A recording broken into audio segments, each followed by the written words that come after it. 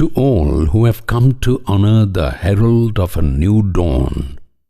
Dearly loved friends, consider with us, whenever a divine educator appears in the world, a figure whose teachings will come to shape human thought and action for centuries thereafter, at such a dramatic, seismic moment, what would we expect? The appearance of every such educator, as recorded in the sacred texts of the world's great faiths, is a pivotal event that propels the advancement of civilization. The spiritual stimulus each has provided throughout history has enabled the radius of human cooperation to extend from the clan to the tribe to the city-state and to the nation. And each of these great teachers promised that in time another divine figure would appear whose advent should be anticipated and whose influence would reform the world. No wonder then that the coming of the Bab, whose birth 2 centuries ago we now honor, gave rise to unprecedented ferment in the country where he was born. The moment of his appearance, like the appearance of all such figures, precipitated the release of powerful spiritual forces. But there was no accompanying spectacle. There was instead a late evening conversation in a modest Persian dwelling between a student of religion and his youthful host, during which that host revealed that he was the promised one, the divine educator his guest had been seeking. "Observe attentively," he remarked, "might not the person intended be none other than I? It is this youth, the Bab, that we acclaim as the one whose coming, after an interval of 1,000 years, shed the light of divine guidance once again upon the human world.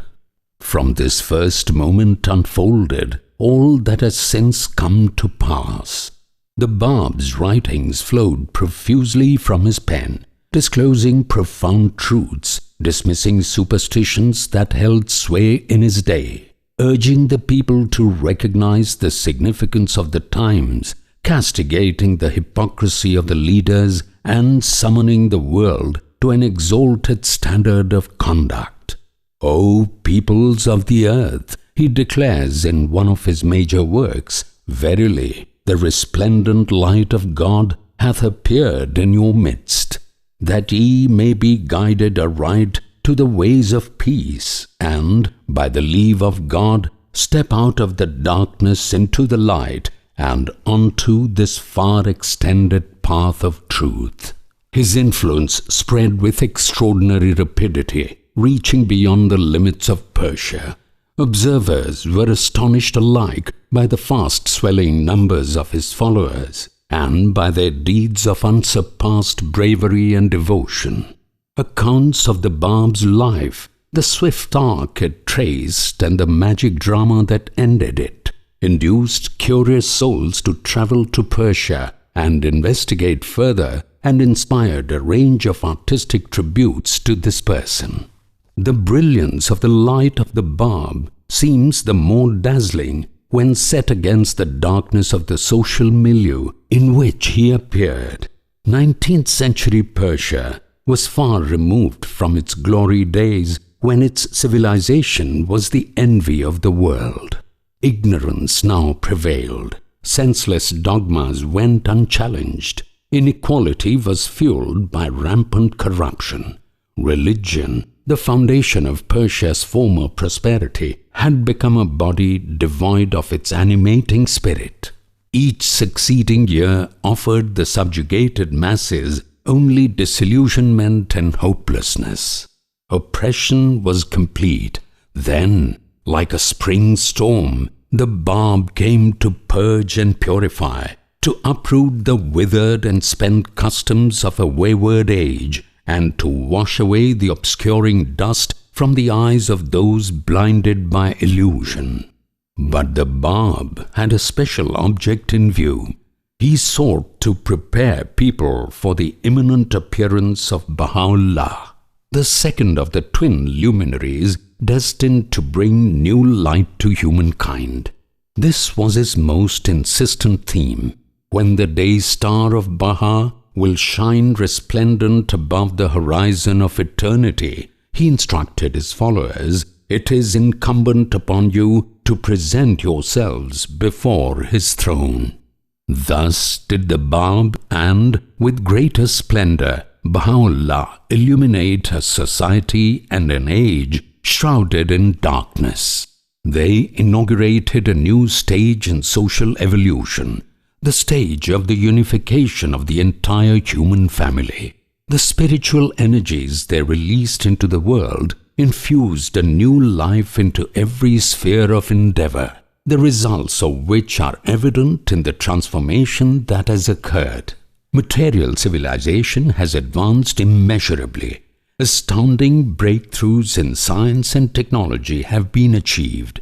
The gates to the accumulated knowledge of humanity have been flung open, and principles set out by Baha'u'lláh for the upliftment and progress of society and for ending systems of domination and exclusion have come to be widely accepted.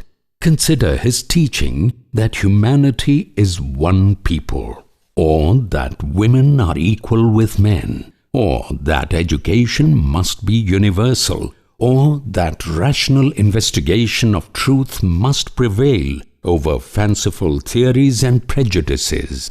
Across all nations, a large segment of the world's people now agrees with these fundamental values.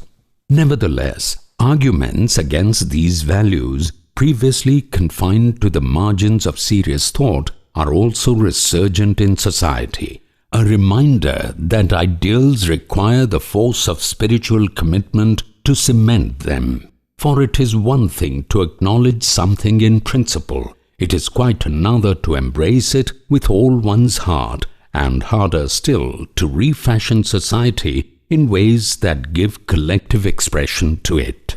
Yet, this is the aim of communities emerging across the globe that are patterned on Baha'u'llah's teachings.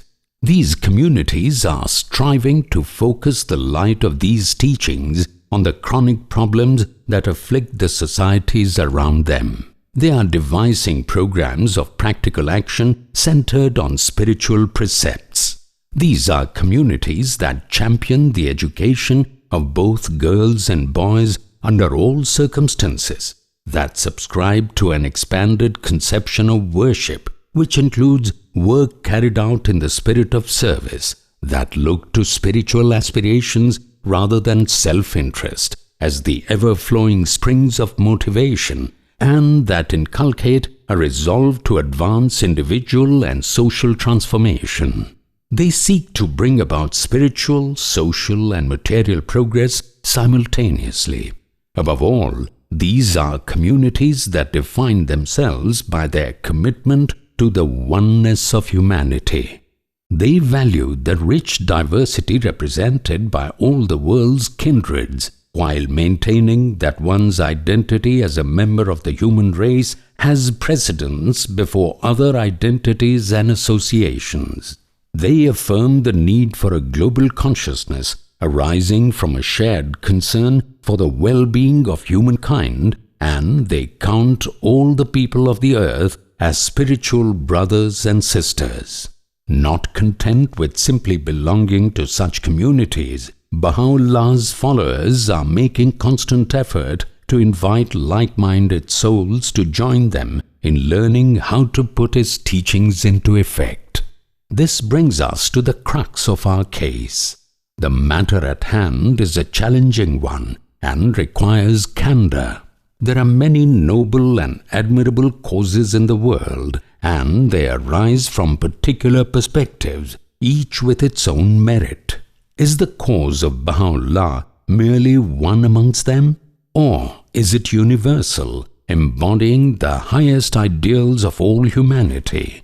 After all, a cause that is to be wellspring of enduring justice and peace, not for one place or one people, but for all places and all peoples, must be inexhaustible, must possess a heavenly vitality that allows it to transcend all limitations and encompass every dimension of the life of humanity. Ultimately, it must have the power to transform the human heart. Then let us, like the Bab's guest, observe attentively. Does not the cause of Baha'u'lláh possess these very qualities? If the teachings brought by Baha'u'lláh are what will enable humanity to advance to the highest levels of unity, then one must search the soul for the right response. The multitudes who recognized the Bab were summoned to heroism, and their magnificent response is recorded by history. Let everyone who is awake to the condition of the world and to the persistent evils that warp the lives of its inhabitants heed Baha'u'llah's call to selfless and steadfast service, heroism for the present age. What else will rescue the world but the efforts of countless souls who each make the welfare of humanity their principal and their dominating concern?